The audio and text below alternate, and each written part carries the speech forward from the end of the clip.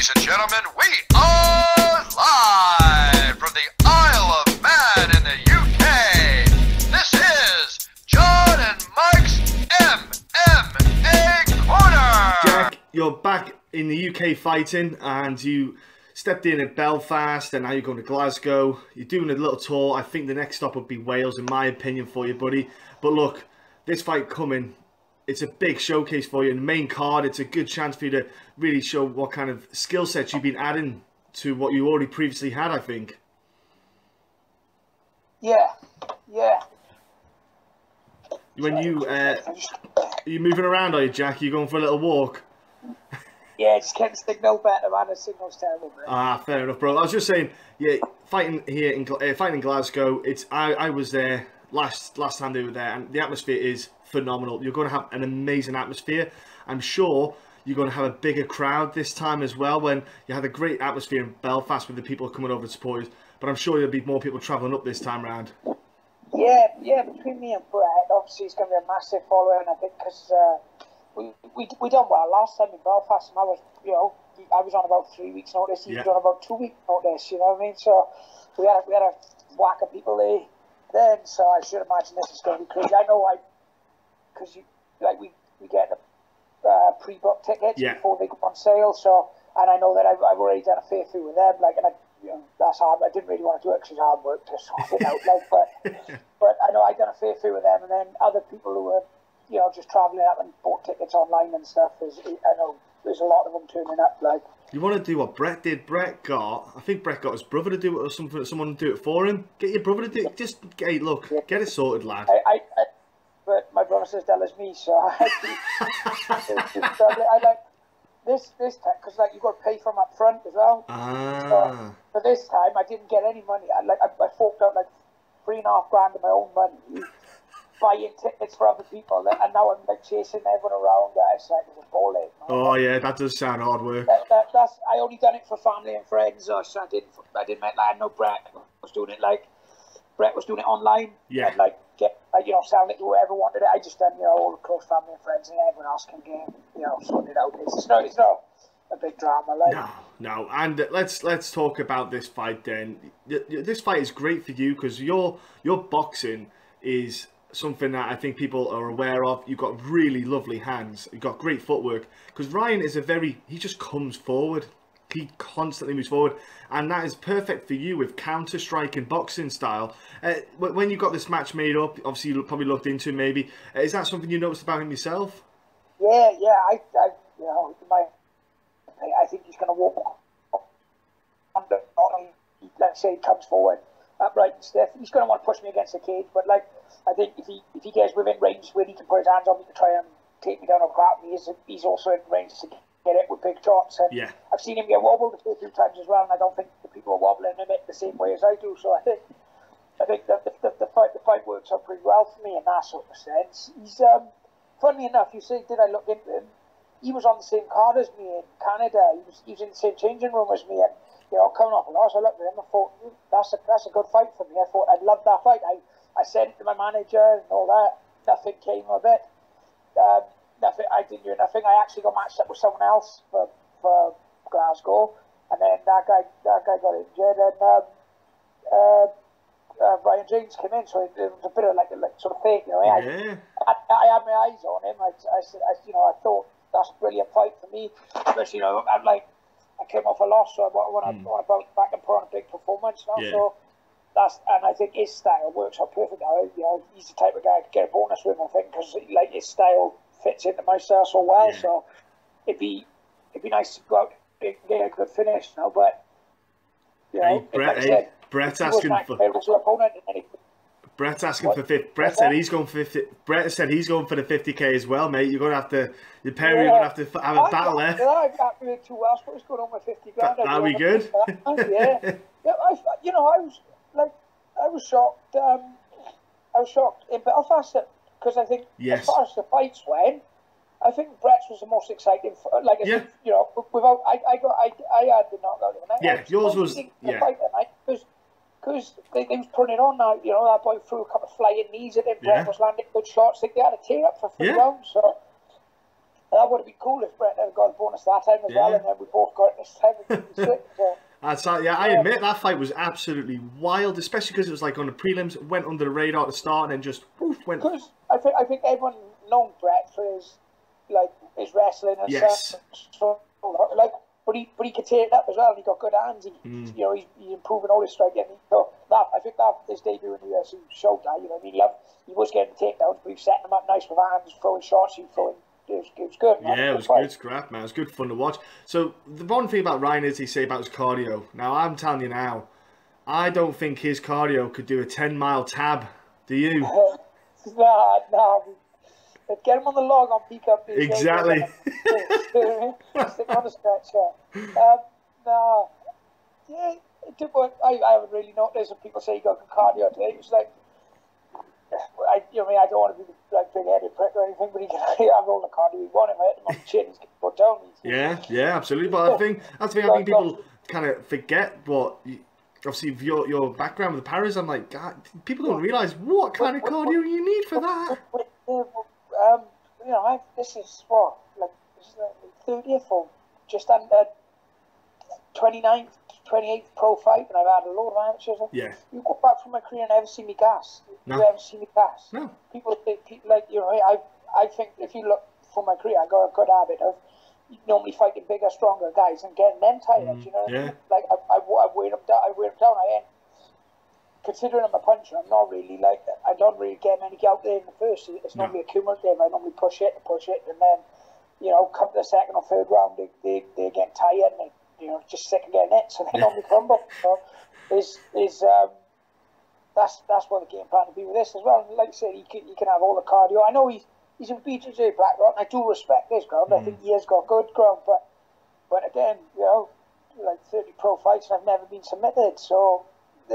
Like people seem to underestimate my game, and funnily enough, the best grapplers I've ever fought, I've ended up submitting. I can grapple, I can wrestle, but I think the difference in this fight will be is I don't think he's got the ability to take me to the ground. No, I was going to say one submission that stands out always to me when I think about your kind of record is that bowler fight. That was slick, smooth, and that was whipped on. That always sticks in my head when I think about anything like that.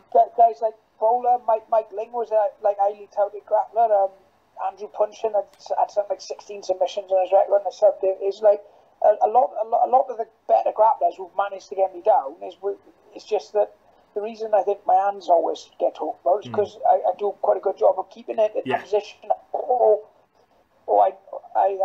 I think what one of my strengths is I make it look a bit sloppy sometimes, but I allow people into getting into my fight. I'm good at making them get into a dogfight with me, which is my strongest thing. So, but if when they struggle to take me down and I'm a bit in their face, they all happy to engage with me then, and that's where I normally get my finishes. So it's like I think that's probably my biggest strength.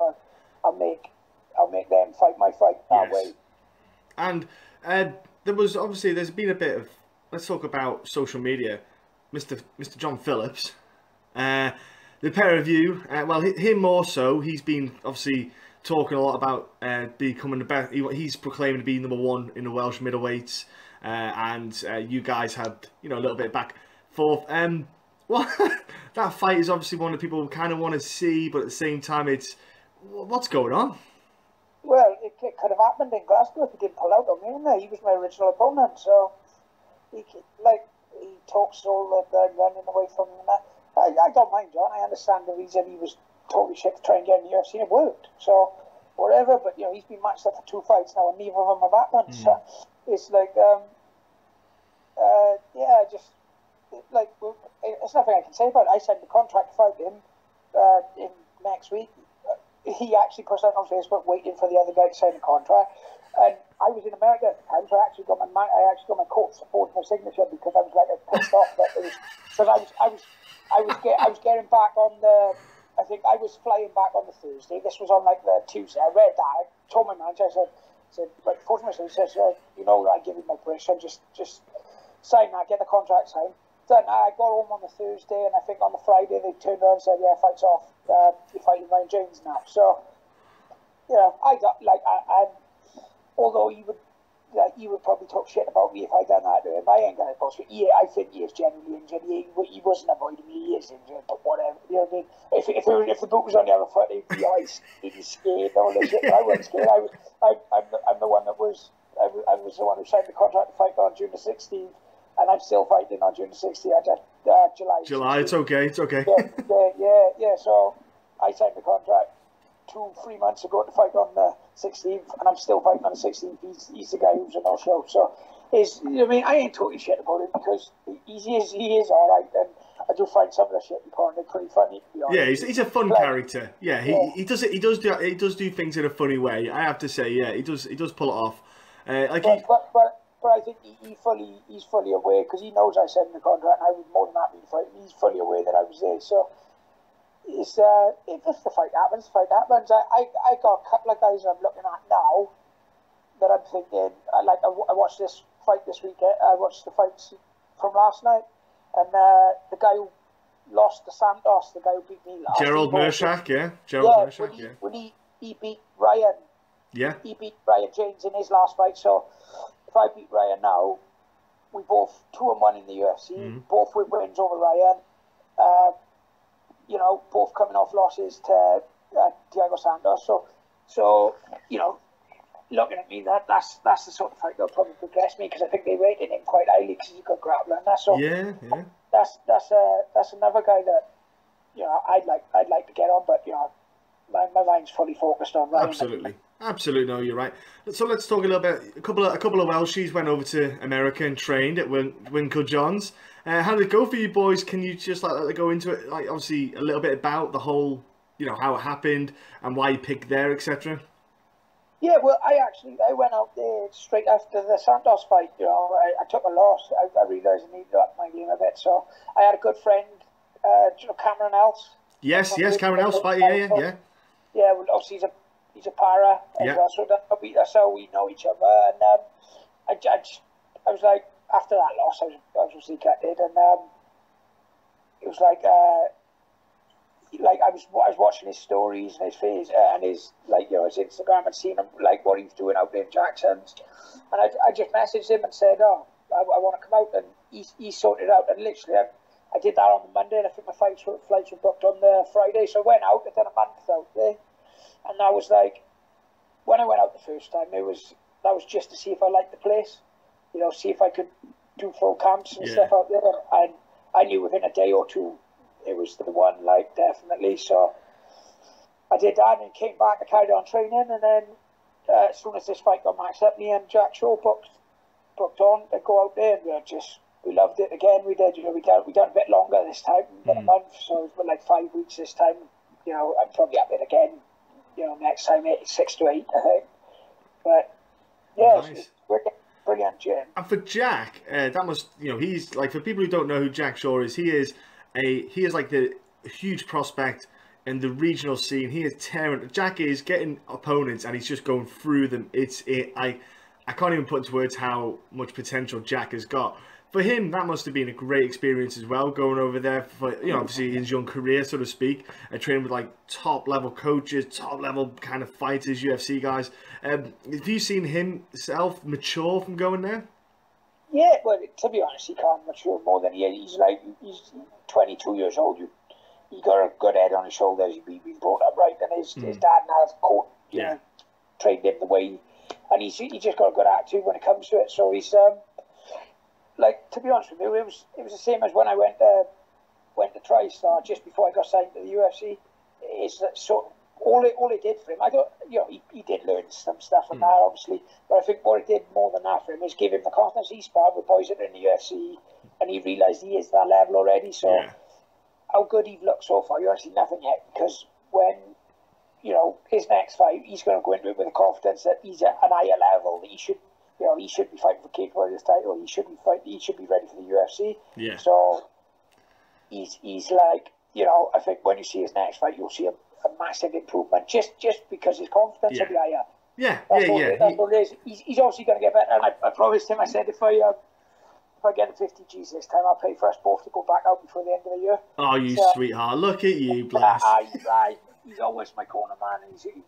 Yeah, one of my best mates, so yeah, we'd have a good one, we will. Oh, fantastic. Look, honestly, I saw the stuff on social media and it was great. And I saw pictures like Cerrone, Sparring, and John Jones on, and I was thinking, God damn it, that looks fucking phenomenal, is the best way to put it, Jack. Oh. Also fun. Yeah, yeah, exactly. That's the thing, yeah. Like, just good. Like, obviously, the crowd, the people there are great. You see stuff on social media all the time. It's like a nice... It seems like a good energy and a good vibe at that place. Well, that's how I ended up going to Jackson's in the first place, because, like I said, I was watching Carl saying it's just proper, just a chilled out attitude, and I enjoyed Tracer. Brilliant coaches and all that.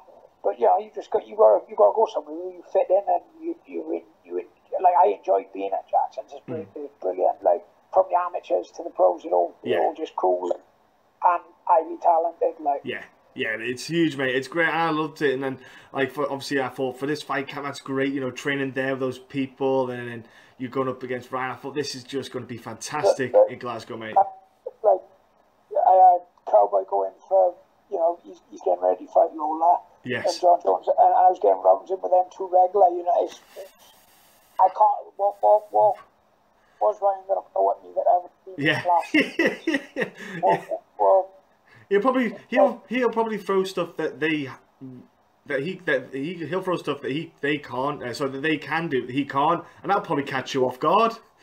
You'll expect more. I think with him, to be honest with you, my style is completely changing from going out there, because like I said, I've spent 2.5 months there this year already, and I'm hoping to spend another bit. So my style is changing from out there, but I think for Ryan, I think my old style, right down on the gum shield navigator, it is probably the best style I can have for him. Yeah. You know, I think like that's going to work for him. I think I'll like give him a hard time. I'll get him out there, and like I said, he's a good potential and a bonus, because I think I'll get a good knockout in this fight. Look, I'm looking forward to it, Jack. It's going to be absolutely awesome to watch, and I'm looking forward to being sat in the crowd enjoying it. And for people at home who haven't got tickets for UFC Glasgow, it's on UFC Fight Pass and BT Sport or whatever. So obviously Wales, there's going to be a lot of people. Card as well. Yeah, exactly, main card, mate. There's a lot of people in Wales going to tune in to watch it. It's going to be, you know, big numbers there. I'm sure there'll be pubs and stuff and big people, crowds, people watching it, whoever couldn't make it up there. I'm looking forward to seeing the atmosphere and the Welsh support there, man. And Jack, I know you've got a busy day anyway. You've got a busy week coming up, so I'm going to let you get ready to get going. Before I let you shoot off, buddy, give shout-outs to, you know, people that have helped you out in the fight camp, supported you, sponsors, all that jazz. Just throw it all out there, bud. Yeah, just massive thanks to all my sponsors. Obviously, B&B Garage, Jack Evans always looks after me. Top Spec with Richard Morgan. And obviously my coaches, Richard Shaw, he's just been helping me out since I was a kid, so and he's the reason I got this far. So massive thanks to all my teammates at Lady Combat and all my teammates at Jackson Wink. Yeah, Richard's fun on social media, actually. I quite like his Facebook statuses sometimes, especially the football related ones. Just cracks me up. Look, Jack, thanks so much, mate. Have a great scrap. I'll be there to probably bump it into you anyway, and having a chat with you anyhow when I'm there, bud. Say that again, mate. Yeah, I'll catch up with you on Thursday when you get in. Yeah, definitely, buddy. Yeah, so thanks again, mate, and have a great rest of the week, cutting weight and stuff like that. Okay, bro? Yeah, fun times. Cheers. See you soon. See you soon, Jack. See you, bud. Bye.